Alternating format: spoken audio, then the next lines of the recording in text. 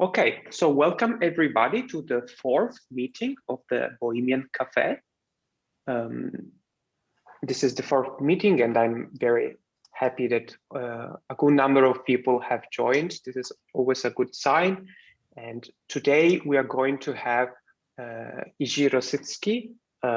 He has been doing category theory for all his life, and today is going to talk about something related to categorical logic and model theory. The title of his talk is Towards Point-Free Model Theory. And Jiří, the stage is yours whenever you want.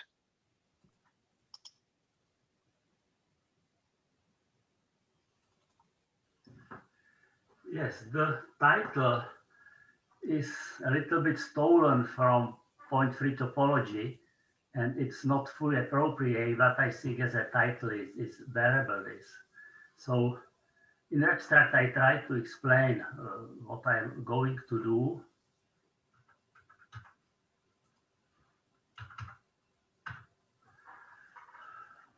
So traditional model theory uses signatures and formulas to specify structures and their morphisms.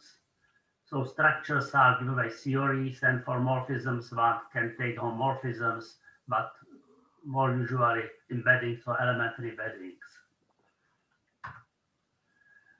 Then Shelah in 1987 introduced abstract elementary classes, where it was one step towards point-free model theory, because he didn't have formulas, but only signatures, which means also that underlying sets, but structures and morphisms are governed by abstract properties, by some axioms. I'm not going to give these axioms what an abstract elementary class is, but just I will approach it from category theory point of view.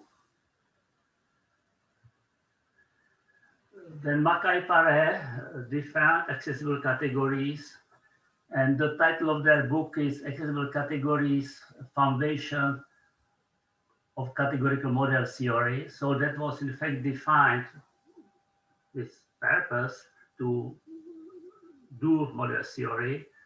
And this model theory is done without signatures and without underlying sets. So this is what I mean under point-free model theory. And they showed that these categories, I mean accessible categories, precisely correspond to infinitary theories. It means theories in language L kappa lambda. This kappa limits size of these junctions and conjunctions, and lambda limits the number of variables in a quantification. Well, one has to be more precise here, because in one hand, every accessible category is equivalent to the category of models of such theory with homomorphisms as morphisms. But conversely, you need good theory such that the category of models with homomorphisms is accessible. These are basic theories. But conversely, every category of models of an L kappa lambda theory with L kappa lambda elementary embeddings as morphisms is accessible. So this is what is meant under this correspondence between accessible categories and infinitary model theory. Of course, these embeddings are precisely those which reflect these formulas. So this is the basic situation. So maybe probably it's not necessary, but maybe I should give you definition of an accessible category. So a category is lambda accessible, lambda is regular cardinal, if it has lambda colimits. So this is the smallest completion condition you can imagine. And there's a smallest condition that you have a set of lambda present objects. I will remind you what does it mean, such that every object of this category is a lambda colimits of objects from this set A. So in some sense, this category has very weak completeness condition and some smallest condition. One has to add that an object is lambda presentable if its home functor to sets preserves lambda colimits. So it's a categorical way how to approach this presentability, which originally, of course, was in algebra finitely presentable groups, for instance, and they correspond to finitely presentable groups in this sense. So this goes back to Gabriel and Ulmer. It was quite some time of development, but in some sense this monograph of Mackay and Paré defined that and created area theory of these categories. Accessible means to be lambda accessible for some lambda. Now every absolutary class of Schellach is an accessible category with directed colimits, which mean not only, you see here you have lambda directed, but with directed colimits, you have more of them. And morphisms are monomorphisms.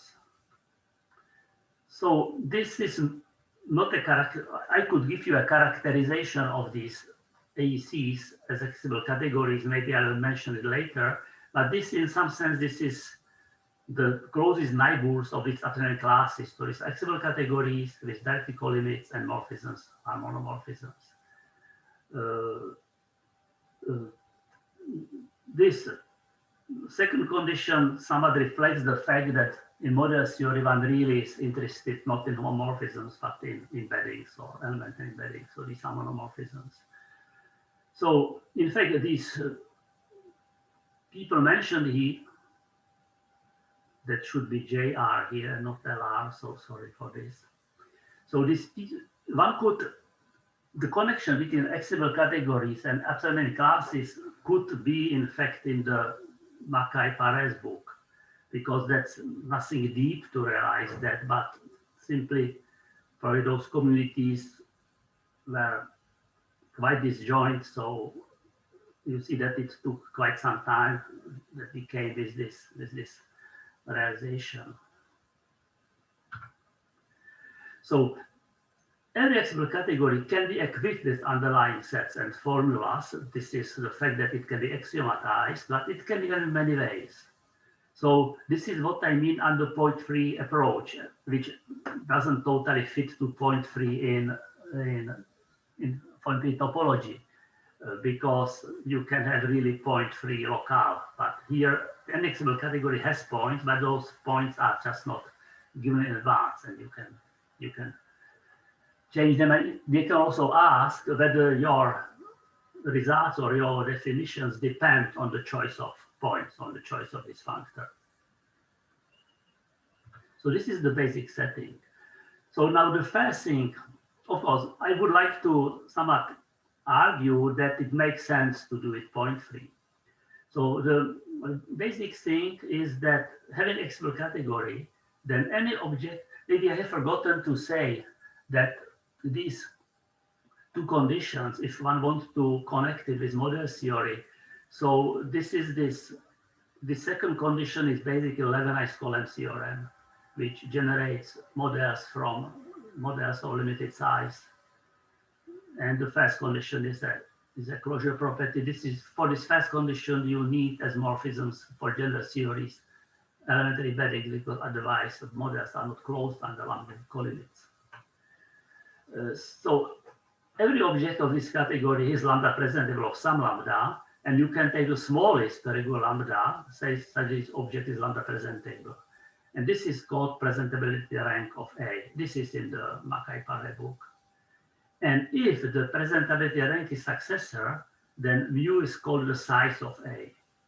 It makes sense because just examples, so size of an infinite set is its cardinality, because a set, for instance, countable set is RF1 presentable. Finite sets are RF0 presentable. So one has to take infinite sets here, because otherwise, of course, for finite sets, the size doesn't correspond to cardinality. And the same for infinite pose sets or for uncountable group. So again, sizes correspond with cardinalities. In absolute class, sizes also coincide with cardinalities. This eventually means starting from some moment. So in some sense, like in this example here, you have to go beyond these specific things of the situation you work with. So for instance, in sets, you have to go to Aleph 0. So in experimental class, always you have some cardinal such that sizes correspond with cardinalities, which in fact shows that cardinalities in AEC are point-free concept because it can be characterized categorically. This concept of size doesn't depend on forgetful functors. And another interesting example is that if you have complete metric space, so its size, if it's infinite, is not its cardinality, but its density character, which is the smallest cardinality of dense subsets, because this is complete, this metric space. The same holds for infinite dimensional Banach spaces, and the size of an infinite dimensional Hilbert space is the cardinality of its orthonormal base. So in some sense, these sizes, maybe more than two cardinalities, correspond to dimensions, and they behave much more smoothly than cardinalities of underlying sets. I will give you an example soon. I should add maybe that the category of Banach spaces and Hilbert spaces with short maps, linear maps of norms or equal to 1, are one accessible and have directed colimits. So they come to our categories are interested at, I mean, accessible categories with directed colimits. And one thing that we realized with Tibor Becker, that if your accessible category has directed colimits, then presentability ranks are always successors. So here you have sizes defined because this is always successor. In general, you need GCH for that. But in the presence of directed colimits, so it works well. So you have sizes of your objects. So, and you don't need forgetful functor to get cardinalities. Just one example that these sizes behave better than cardinalities. So any infinite dimensional Banach space has cardinality lambda to F0 for some infinite cardinal lambda. This is a paper of 5 authors, Mirna is among them, and which means that there is no Hilbert space of cardinality lambda if this lambda has countable cofinality, because that would contradict this thing. So which means that if you have Hilbert space, so you have arbitrarily large gaps in cardinalities of underlying sets, because you have arbitrarily large cardinals of countable cofinality. So at these cardinals, you don't have Hilbert space. But on the other hand, there are Hilbert spaces of any infinite size, because you can take any orthonormal base of any size. So this is somewhat an example that these sizes behave better than cardinalities. And in Hilbert spaces, these sizes never start to coincide with cardinalities. And there are arbitrarily large gaps of cardinalities, but not in sizes. So which somewhat opens a door to infinite model theory, where also quantification is infinitary, because this somewhat makes these gaps in cardinalities, which is unpleasant, but not always in sizes. So in a good situation, I will come to this. So experimental class is fine because there are not these. So starting from some cardinal, you have objects of all cardinalities of all sizes. So here you don't have those large gaps. Of course, this means that, but it doesn't mean, I will come to this just a second, yes. So in that paper with Tibor Becker, we asked, maybe we didn't point it as a problem because we expected that there will be some easy counterexample. So we asked whether if you have accessible categories, even with directed colimits, so whether it can happen that you have arbitrarily large gaps of sizes. We expected some easy counterexample, especially without directed colimits, but as far as I know, there's no counterexample yet. So this is open. So just to give it name for that, so we call such category levelized column accessible if it doesn't if starting from some cardinal, you have objects of all sizes. And our result was, later I will explain you how these results can be obtained, but so having a small category with directed colimits, but equipped with faithful functor to set preserving directed colimits. So if this actual category has, one can say, concrete directed colimits, so then it's less accessible. So it includes the case of abstract elementary classes because supplementary classes are such. And another, probably even better condition is that we obtain with Mike Lieberman a little bit later, that if you have accessible category with directed colimits whose morphisms are monomorphisms, so again, it's less accessible. So this is better because you don't need forgetful functor to set. You don't need underlying sets. It's totally abstract, and just you need these two conditions, which somewhat generalizes abstract classes, that you have directed colimits and morphisms are monomorphisms. So then it's accessible again.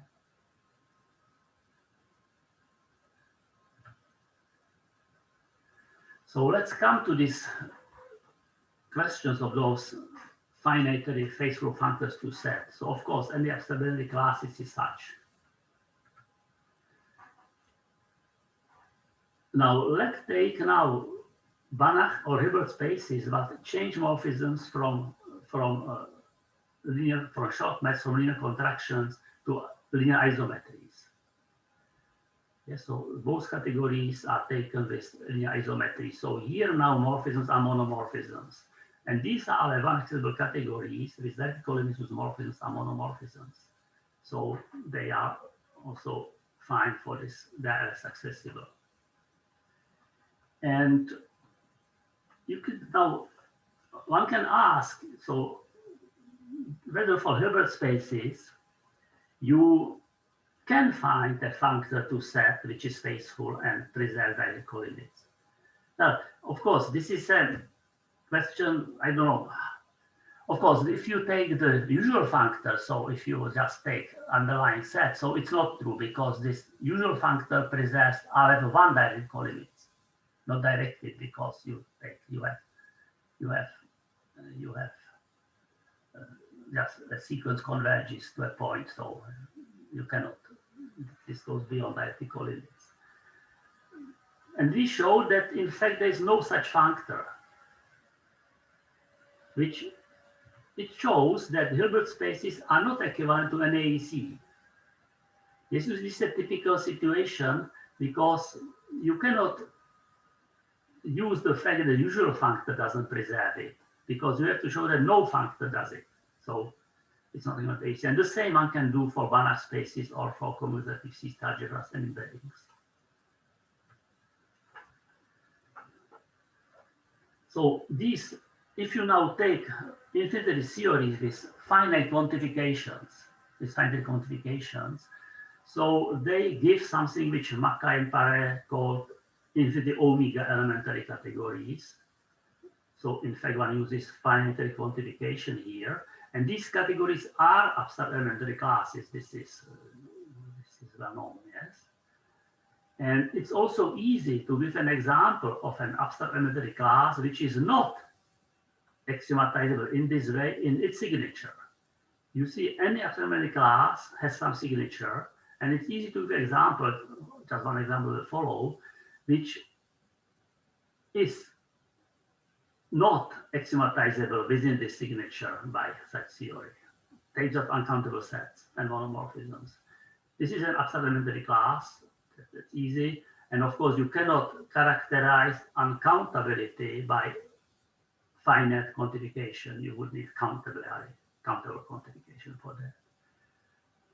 But it doesn't mean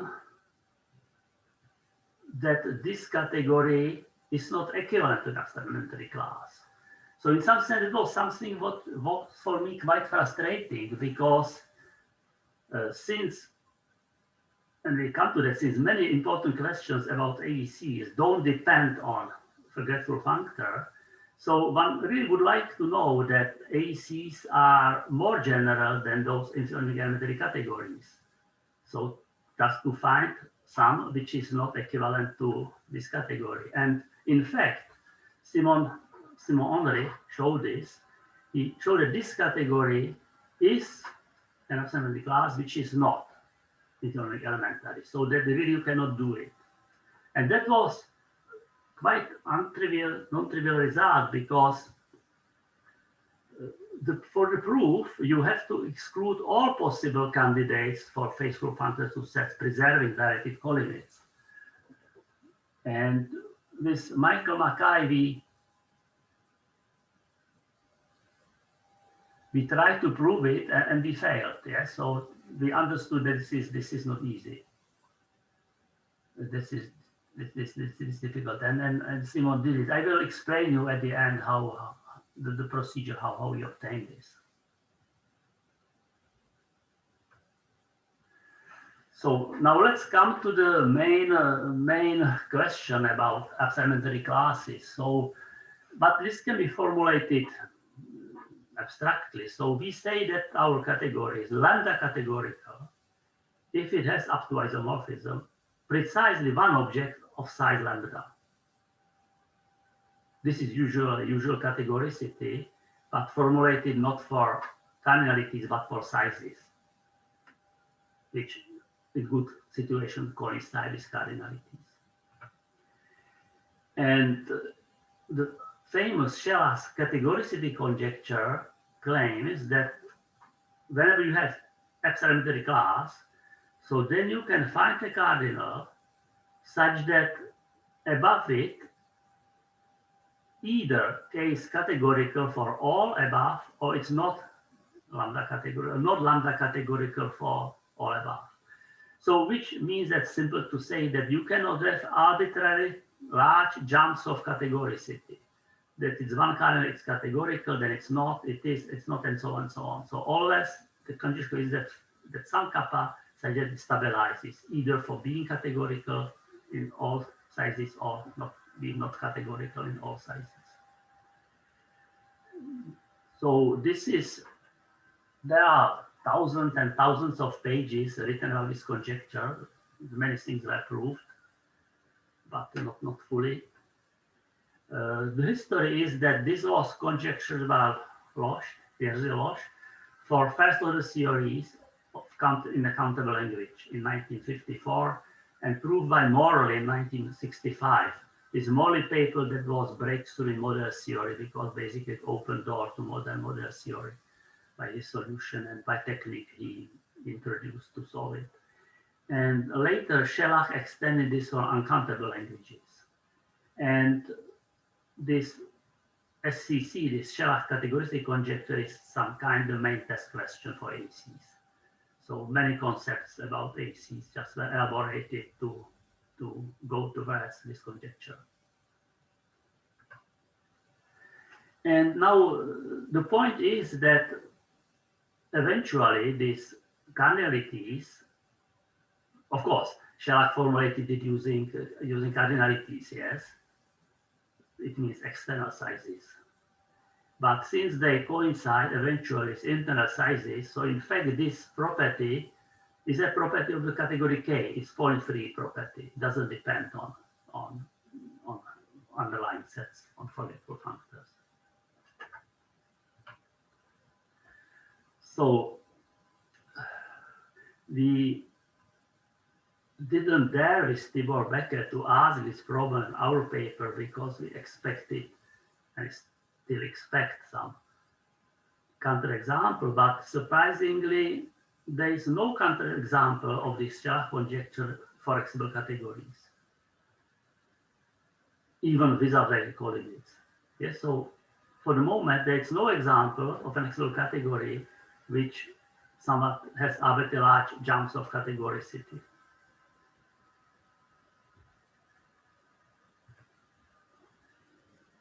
And you see, if you have an absolute category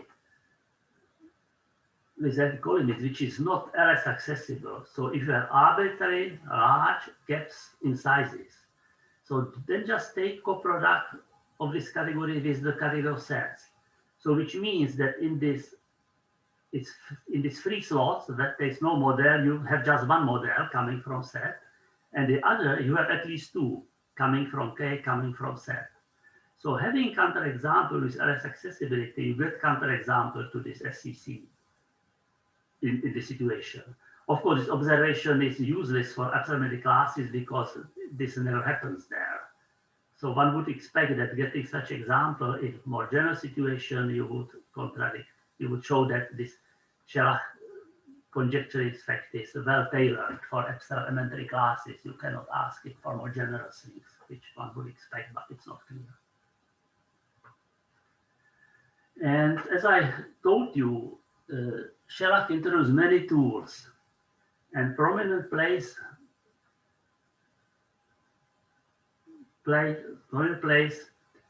has stable independence, which generalizing linear independence in vector spaces and algebraic independence in fields. This anchor notation is due to Mackay, again in his model theoretical period, yes. And in a joint paper, a recent joint paper with Mike Lieberman and Sébastien Vassé, we showed that this is in fact point-free concept, that you can define it abstractly. And I want to explain this. So this abstract definition, by the way, if you look at modern theoretical literature, so it has many disguises, this stable independence, sometimes called good frames or non-forking, but always it's quite difficult stuff to read. So I think also its categorical presentation makes things more accessible for people who are not really trained in model theory. So the stable independence consists in a choice of squares, which are commutative, yes, but it's not written here. And these squares are declared to be independent. And we say that M1 and M2 are independent over M0 in M3. This is intuition. So again, so I repeat, we start with a choice of commutative squares, which are declared to be independent, and you have some axioms for this. I don't want to list all these axioms. There are 7 of them. For instance, one is that every span, so having just M0 and 1 and 2, so any span can be completed to a independent square. And it can be done uniquely up to equivalence. This equivalence means that if you have another completion with some M3 prime, you can amalgamate it. Basically, this equivalence is given that you can amalgamate it. So any two completions can be amalgamated. So this is this uniqueness up to equivalence. Then they are close to the composition, which means that you have 1 independent, 2 independent. So this bigger square is also independent. And other conditions. These are one can say some exactness conditions. But the crucial axiom is that the category K anchor, whose objects are morphisms, so these are morphisms, and morphisms between morphisms are squares as usually, but independent squares.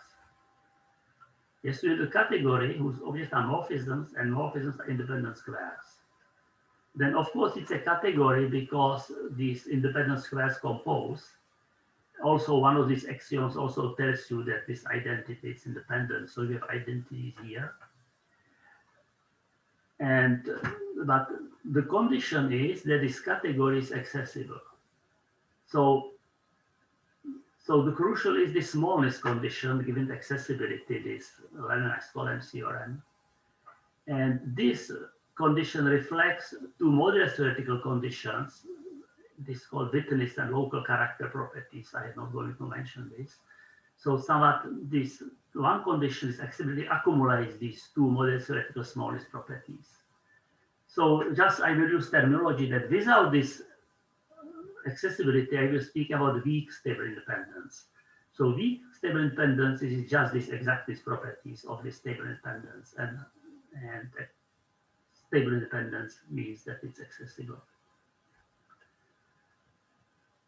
So the first thing is that it's quite strong result that if you have accessible category with directed colimits, even one could generalize that to directed bounds, but just direct colimits. So you have at most one stable independence. Of course, that uniqueness results were known for experimentary classes. So but now this is done fully generally in point-free setting that you cannot have more than one stable independence. And to have stable independence is a very strong property because, for instance, implies that your AEC is stable. Well, I don't recall what stable means and tame.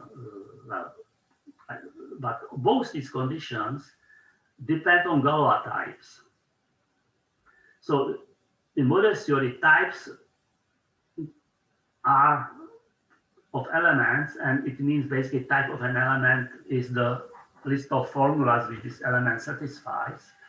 So then shall I define Galois types because you don't have formulas in different classes. So then these are pairs consisting of a morphism, just I do it fully abstractly in a morphism or category, and an element in the underlying set. So you need forgetful functor for this. So then you have Galois types, you again define equivalence of them, and then the stability means that you have kind of lambda such that you don't have too many types. So stability means that the number of types is limited. And tameness means that its types are in some sense generated by smaller things, by lambda presentable things. So this tameness, one can prove that assuming some set theory, the existence of proper class of Storonikov cardinal, then every AEC is tame. That Will Bonney proved that. So, but still, I don't know whether these stability and tameness, whether I point free or not. So that's a question whether, you see, stable independence is point free. It implies both these properties, but probably these properties are not point free, but maybe it's easy to see, but simply I would like to know it. There's also something which I called a long time ago weak stability, which is again point free, but it is weaker than stability. So that's, I think, interesting question. So whenever your category has push-outs, so then you have stable independence, and those squares are just push-out squares. But accessible categories whose morphisms are monomorphisms don't have push-outs. It can happen that this, so maybe it lives in some category with a push-out. So this push-out exists in your category because usually push-outs of monos are monos. But you don't know that the comparison to other square is also mono. So this is the obstacle for accessible categories. I will give you examples then whose morphisms are monomorphisms to have push-outs. Because you can have things which are push-outs in a bigger category, but still in this your category, if you take another square, so this comparison from push-out is not mono. It's mono because, for instance, if you take push-out with empty domain, you get coproducts, so you can expect that it's from comparative you get mono. So this is the problem of model theory, of course, which makes it interesting, is that you don't have push-outs because this push-out would trivialize everything. So in some sense, this stable independence is a replacement, it's some kind of calculus of push-outs. So now let me to mention another concept, the name we invented with Michael Mackay, this motivated by homotopy theory. So cellular category is a co-complete category, which is equipped with class of morphisms, which contain isos, are closed under push-outs, which means that push-out of those morphisms is such morphism. So if you have a square, and one of them is in M, so its push-out is also in M, and it's closed also on transparent compositions. So this is the usual terminology for weak factorization systems. So this is what's a cellular category. And now we call a commutative square cellular if the induced morphism from the push-out belongs to M.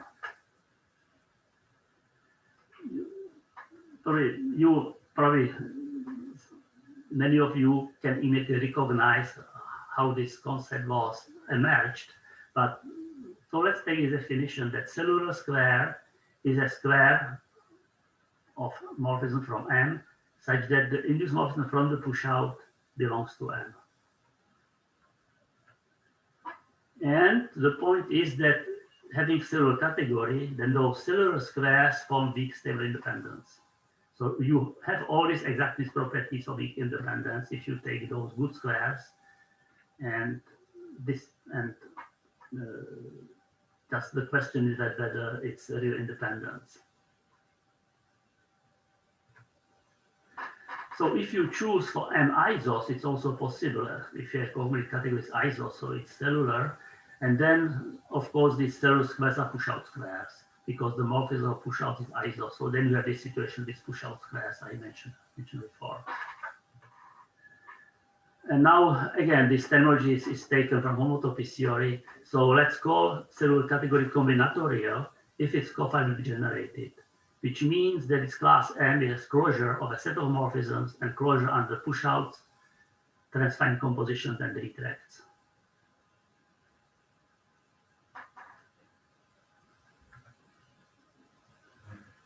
And just one notation, having several categories. So the category K is these chosen morphisms. So K subscript M denotes the category of K objects and M morphisms. So it's a category because it is closed under compositions and transcend compositions, and it contains isomorphisms, so identities. And I will need to give you this main result here. I will need a little more terminology. So what does it mean to be coherent? Coherent means that if having two more composable morphisms, so if the composition and the second one belongs to M, so also the first one belongs to M. You see, this coherence is one of the defining conditions of an abstract elementary class. Because, for instance, if you have composition embedding, the second is embedding, so then the first is embedding. If the composition is elementary embedding, the second is, so the first is elementary embedding. So among those definitions, among those conditions I didn't mention, is that this epsilon class should be coherent, that this chosen morphism should have this coherence property. Then lambda continuous. It means that this category K and M is closed under lambda equivalence in K. It means two things. So it means that it's a diagram consisting of M morphisms, which is undirected. So its colimit also has components from M, but also having another diagram, so the comparison morphism is also in M. So this is the closedness under lambda colimits in usual sense, lambda continuous. And lambda accessible is moreover both K and Km are lambda accessible. And its accessible is lambda accessible for some lambda. So, and then what I wanted to tell you, this is result of, again, with Mike Lieberman and Sebastian Lasse. So you have accessible cellular category. So all these conditions are satisfied, which means that you have a very good class M morphism. We have a very good cellular category.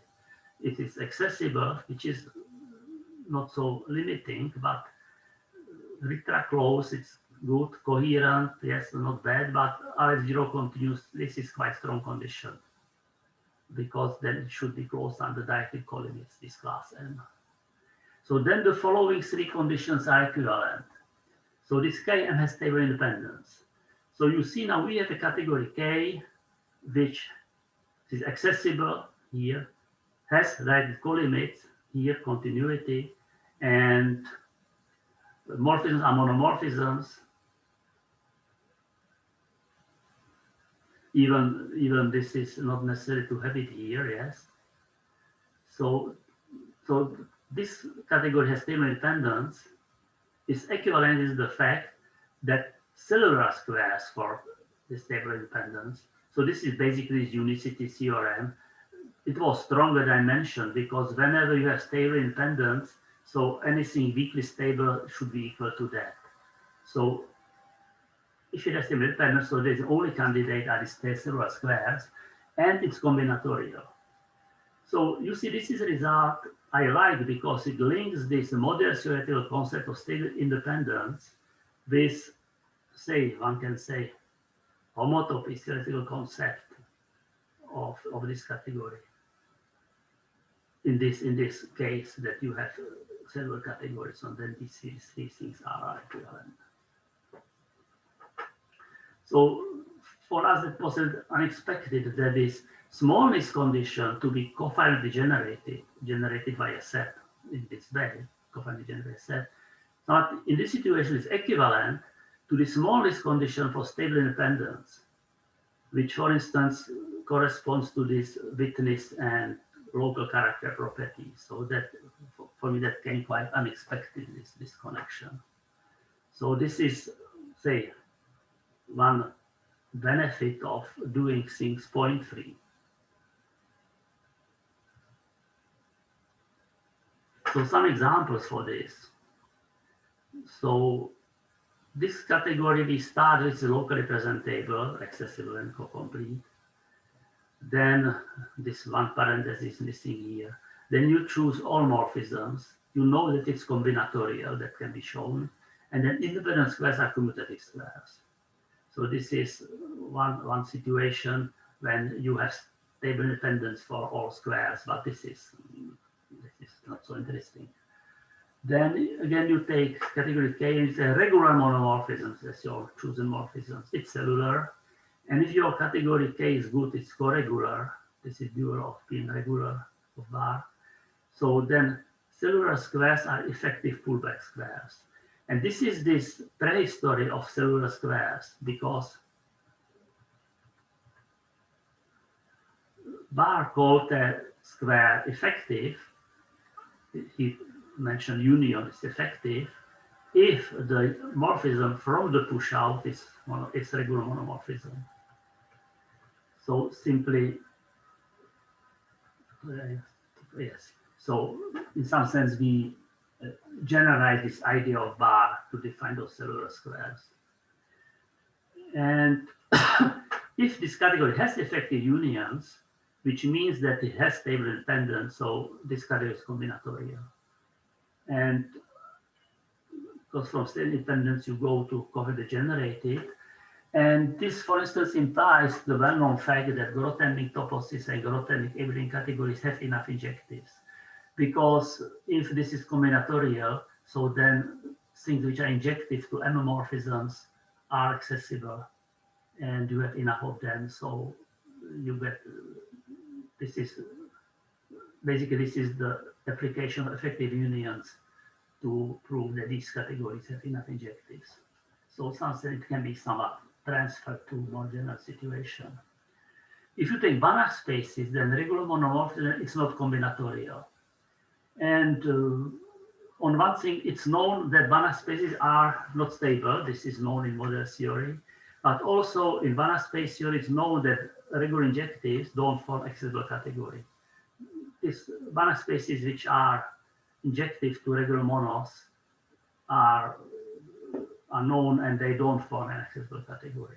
So you have two possible ways, either categorical or model theoretical argument that it's not combinatorial, that you don't have stable independence here.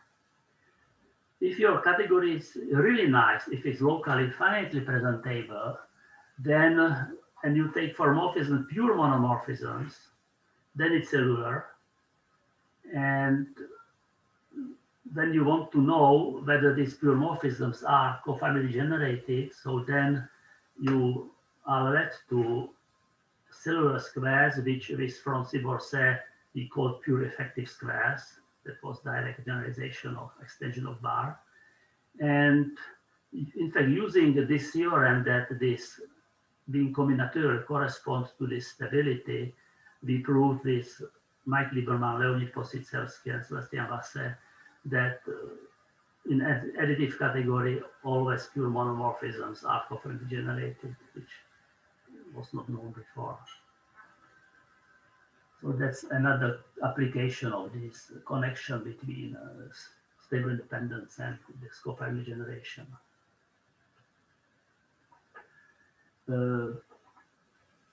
Now I'm coming back to that paper with Michael Mackay when we dealt with several categories. So one of many results here that if you have co-limit preserving functor from locally preservable category to a combinatorial category, and you take pre-image of these cellular sinks.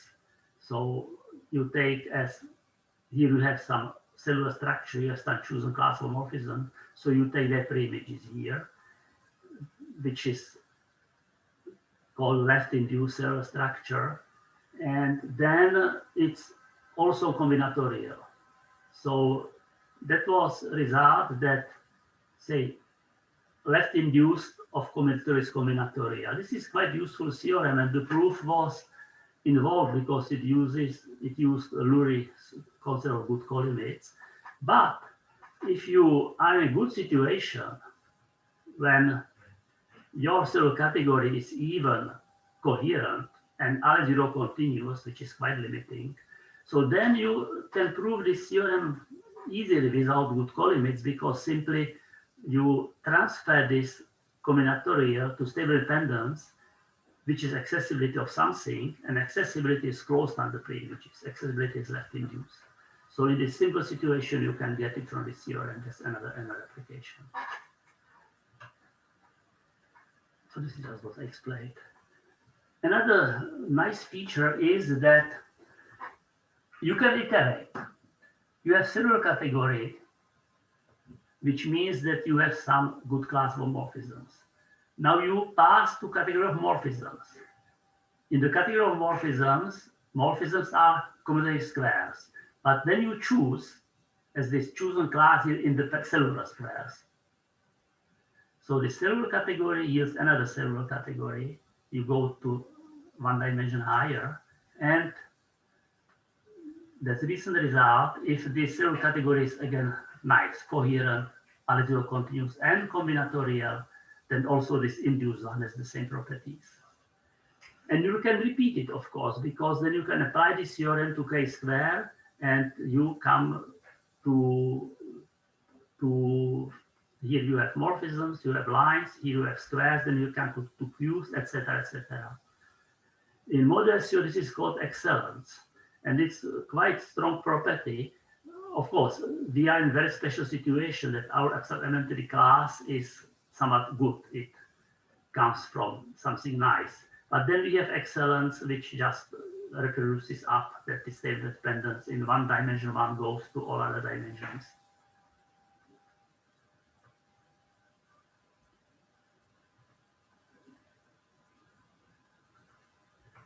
Yes. So now let me come again back. So this state independence was for me one of the, say, the best examples of this point-free concepts. But let's come again back and look at the question. So you have accessible categories that we call limits, morphisms, monomorphisms. And whenever you have this faithful functor to sets which preserves, that we call limits and monomorphisms, then in some sense you can guess whether this category is an abstract elementary class or not with respect to this functor. This goes back to Lovier, in fact, yes, because whenever you have such concrete category, so then operations on K are natural transformations from UN to U. And also you can do the same thing with relations. You take subfunctors of UN as relations, that I did it in one old paper of mine. So whenever I give you this good fractal functor, so then you can guess signature which can be used. This is the maximal possible signature. And you can test whether this K is equivalent to an AEC. Because just you look whether this K is in this signature, whether K is abstract elementary class in this signature. which is something which is doable. But you need this functor to do this, yes? The problem is, when I had uncountable sets, that you don't have such functors, so then you are in a more difficult situation. Yes, but then you can do it. And now Ivan de Liberty and Simon André assigned to an accessible category K with directly colimits the category of all functors to set preserving directly colimits. So you see, in some sense,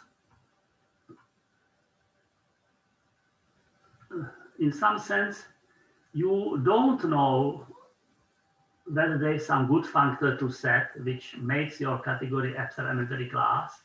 So then just you look at all functors. You even not faithful, but functor directly colimits. And this is a Grothendieck topos. So your category just yields some Grothendieck topos. And they call it Scott topos because it generalizes Scott topology on posets. And conversely, whenever you have Grothendieck topos, you can assign to it the category of points. It means functors preserving colimits and finite limits.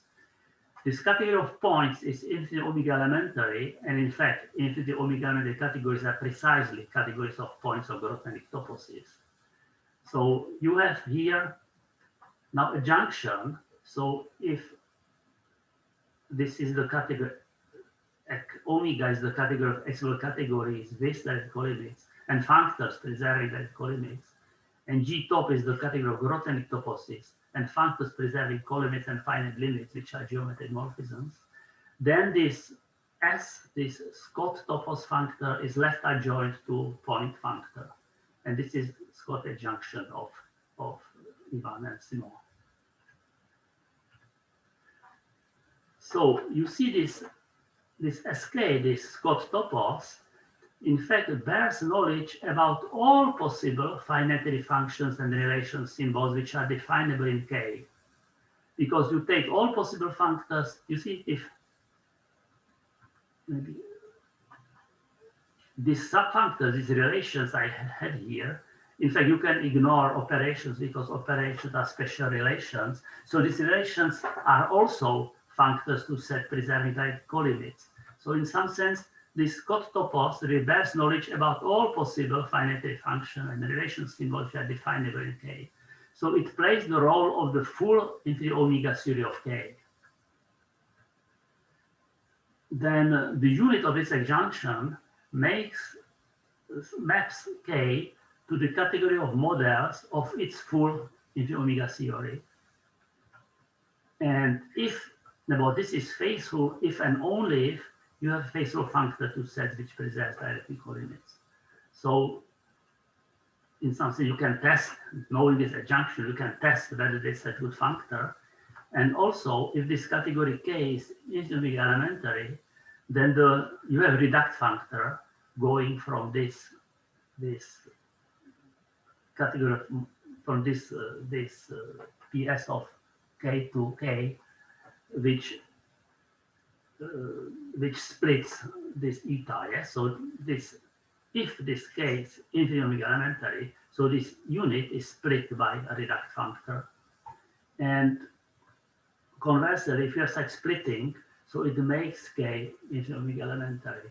And that was the way how Simon Henry proved this theorem about uncountable sets, because then he calculated the Scott topos of uncountable sets and found that this is in fact the Scott topos of countable sets.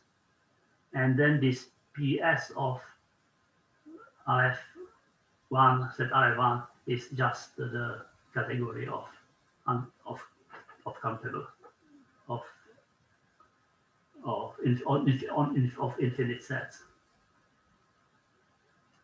And this is the reason why that cannot work, because that would be the same as infinite sets would be like uncountable sets. So that was the proof of this result.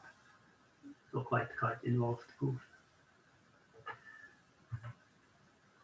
So it seems that this adjunction now is a strong tool for studying accessible categories like colimits.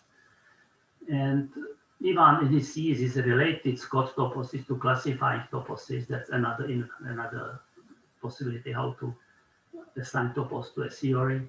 And Christian Espindola used this to deal with the Shelach categoricity conjecture. He proved this thing, S2 GCH, and the existence of a proper class of strongly coupled cardinals. Then every accessible category with radical limits and interpolation satisfies SEC, Shelach categoricity conjecture. But this interpolation, this is a kind of strength of amalgamation, and under GCH is equivalent to SCC in ACs. So this is not a solution of this SCC, even in more general situation, but somewhat this makes my better understanding of that by introducing interpolation. Yes, so let me just to finish with just a comment, because when I mentioned this LS accessibility, so the technique how to prove it was that one finds a faithful functor from the category of linear orders and strictly monotone maps to K, and functor which preserves radical limits and is faithful, which is in Mackay Pare book, it's shown that for every infinitely omega measured category, there is such functor, which basically mimics the model theoretical concept of indiscernibles. And so you can prove that you have such functor, and then this functor preserves sizes, and this is accessible. So this was the way how to prove this, that you somewhat find good functor from good category to K, and you get that this is accessible. In a similar but a little bit different way, we did it for this situation that you have. Yes, also in this both civil and about LS accessibility. Yes, that's all. Thank you. Thank you, Jiří, for your talk. And personally, I'm grateful also because you mentioned my work. So thank you. So now we have, and thank you for your nice talk, of course. And now we have question time. So if someone wants to ask a question, just unmute your microphone and speak. May I? Afterwards, after Andreas. Yeah, please go ahead, Andreas. Okay, so this is, I don't know, some combination of numerology and I don't know what, but I'll ask it anyway. You gave examples where size and cardinality agree from some cardinal on up. But you also had examples like Hilbert spaces where size and cardinality would agree in certain special cardinals, those of the form lambda to the Aleph 0. And seeing that, I'm reminded of stability spectra. Super stable theories are stable from some cardinal on up. Stable but not super stable will still be stable in cardinalities of the form lambda to the Aleph 0. So I guess my question really is this just infinite cardinal numerology that they happen to look similar, or is there some real connection between them? I don't know, but it would be good if it's not a numerology, of course, yeah. But good. So maybe. So thank you for this. Yes, for this thing. One can look at it. Yes, I don't know. Well, my question then, it's in fact a continuation of Andreas's question in some sense. You have mentioned the problem of the number of non-isomorphic models and how it is well dealt with the concept of size. It corresponds really well. So Andreas asked you about the stability. There is a concept that I've been working on a lot, which is the concept of the existence of universal model in a certain cardinality. And this is somewhat different because it depends on set theory, at least for first order theories. Because if you have a first order theory which is uncountable, and if GCH holds, then such a theory has, if it's countable and the cardinal is uncountable, then there is a universal model. So necessarily, it's a question of if you can make universal models using a simple forcing argument or not. There's kind of a division between first order theories. But very often in these forcing arguments, we get stuck because of this problem of size.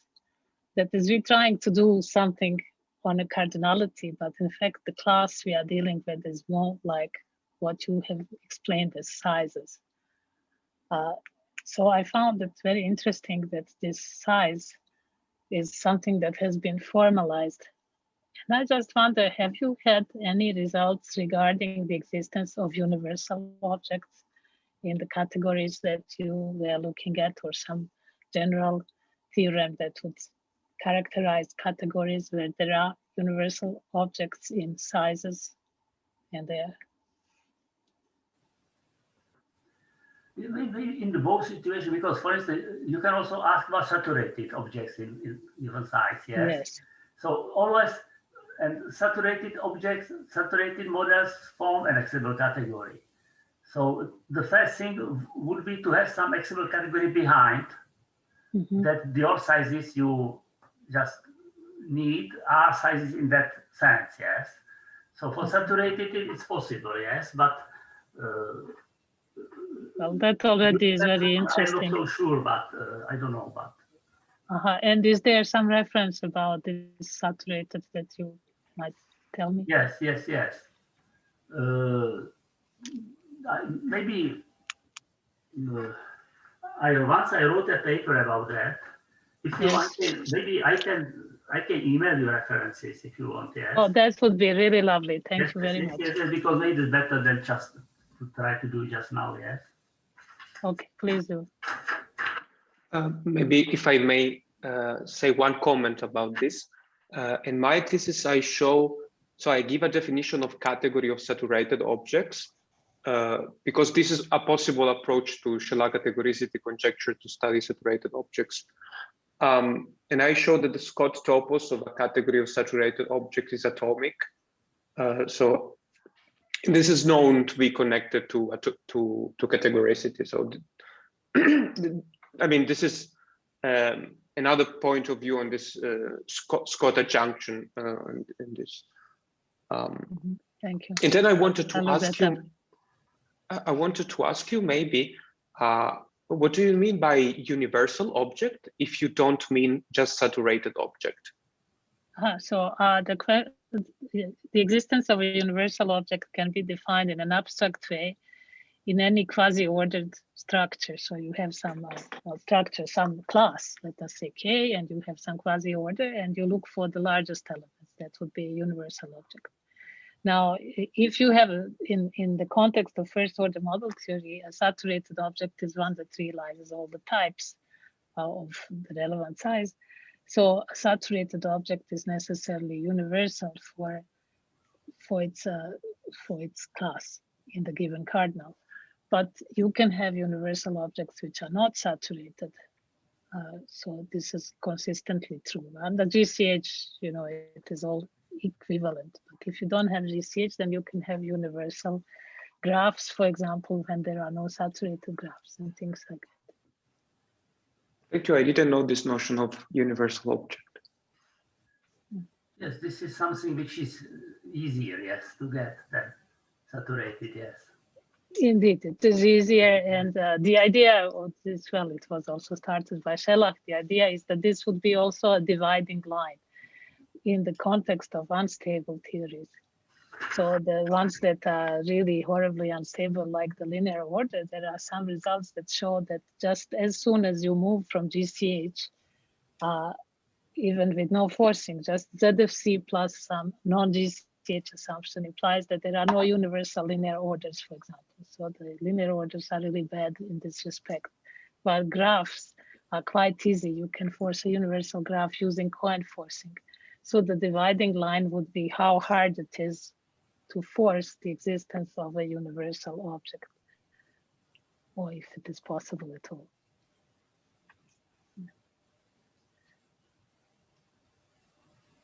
Thank you, Mirna. Do we have other questions? may I ask a question? Of course. First of all, concerning universality, I would say it might be interesting when you take the class of, let's say, objects of size less than or equal to kappa. What is the cofinality of this? Yeah, it is 1 if there is a universal object. Yes, indeed. You can look for small universal families. Exactly, yeah. So, and but a question to Jiří is about, because when you mentioned Banach spaces, my strong impression is that it works, this category works better when you look at it as a metric enriched category enriched over metric spaces. So how about all this story in this setting? Could you comment on it?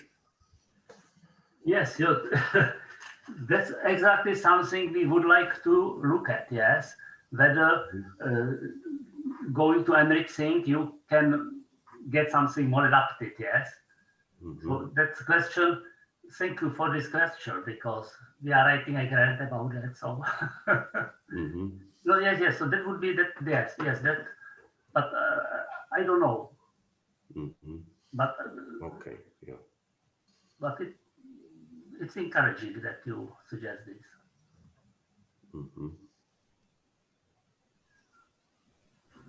Yes, some of these concepts probably require looking at arrows that are not necessarily monomorphisms.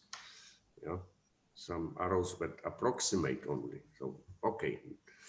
In any case, there is this line of research called continuous model theory. So, point 3 continuous model theory would be interesting, definitely. Okay, thank you.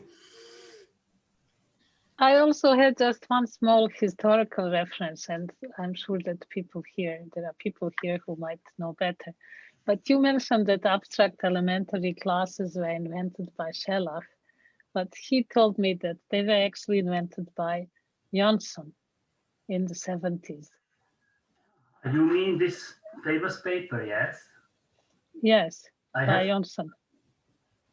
So it is there, yes? That was motivation for him, or? No, actually, the concept of abstract elementary class was invented by Johnson, and he then considered amalgamation as a special property. While in Schellach's definition, amalgamation forms part of what is an abstract elementary class. While in Johnson's, he considered a more general definition, and then the amalgamation property is a special part. And another property also from Schellach's list was not in Johnson's list, that was considered separately, but that he was the first one to have that idea of approximating, working completely semantically with models. I thank you very much for this, Mira. I haven't known this at all, yes? Yeah, well, it's worthwhile checking, but I wrote some paper with Zahron on where we used abstract elementary classes, and well, he told me the history.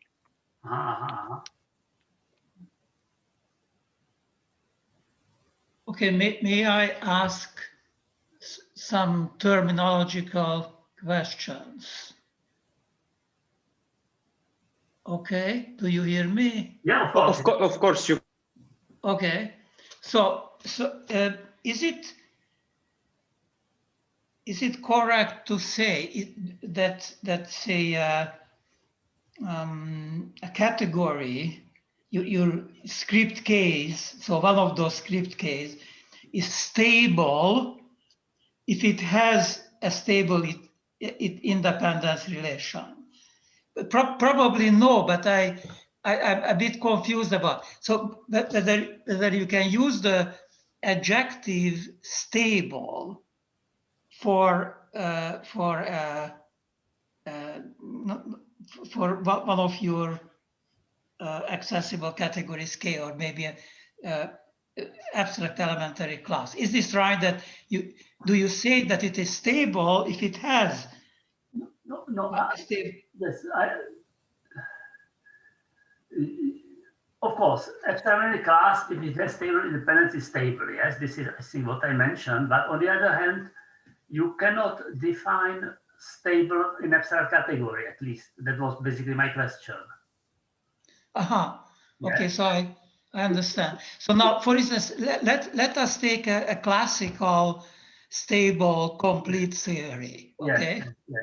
Then to take the category of models of this, then of course it's going to have a stable independence relation, which is the classical notion of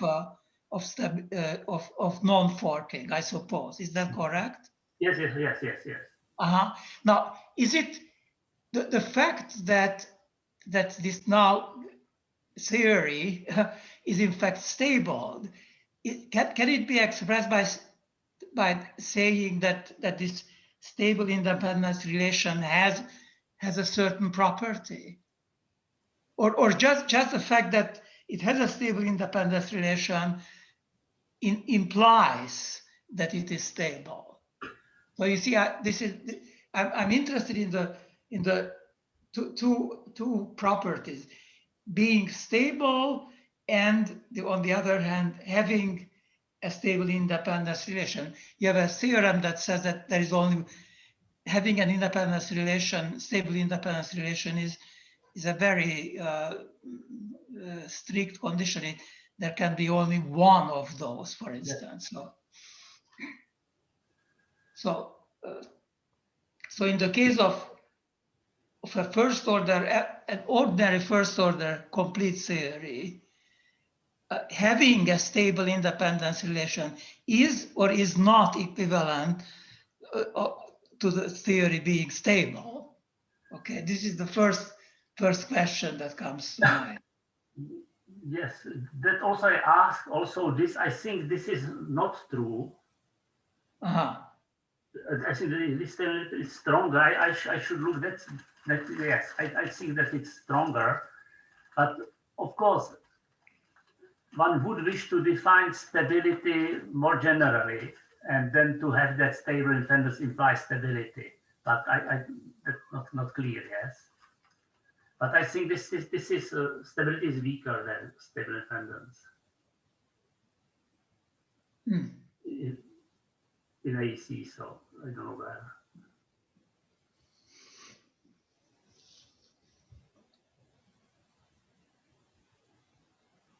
And how about other independence properties? Like there are simple theories that also. I think Mirna has a problem with. Mirna, could you repeat, because you had a drop of the connection? Okay. Sorry. I hope you hear me now. Do you? No. Yes, that it's fine. Yes.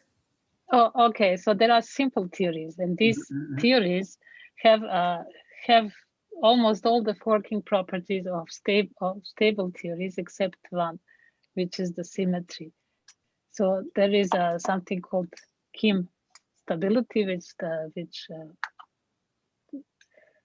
well, so it's an axiomatization of independence in this kind of theories. For example, a random graph would be such a theory, simple theory.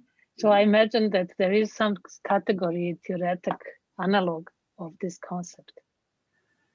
Yes, we are aware that this is interesting, this question, but we haven't thought about that. Yes, it would be good to include simplicity to our zoo. Yes, I don't know. Maybe I can comment here. Yeah, so I think, Mirna, it's stationarity that misses, and not symmetry. Symmetry is there in simple theory. Indeed, Mark. Thank you. I made lapsus lingua. Thank you. But yeah, I recently did this in a paper where I give a canonicity theorem for simple independence relations in accessible categories. And I think that the question of, if you start with first order theory and you take the category of models, then that category has a stable independence relation if and only if it's stable, right? By this Kim-Pillay style theorem. So I think that the answer to that question was yes, their stability in having a stable independence relation is equivalent. Repeat it again, say it again, please. So if you take a first order theory, and you take the category of models of that theory, Yes. then that theory is stable if and only if you have a stable independence relation. I believe that is true. So that was Michael's question earlier, I think, right? Okay. Yeah. Okay. But for general AECs, this is not clear, right? That's where the difficulty lies. But are there counterexamples or not? In general, I don't know about general AECs. Good. So thank you. Yes, in fact, the reason I asked my question was a little bit inspired by knowing Mark's work, because he has worked on, Mark is a recent PhD graduate, or almost graduate from the University of East Anglia, who has worked on these questions of accessible categories and simple theories. So I'm not exactly sure where the picture is, but you have explained it, Mark, now. Thank you. Thanks, Mina. Okay, do we have one last question?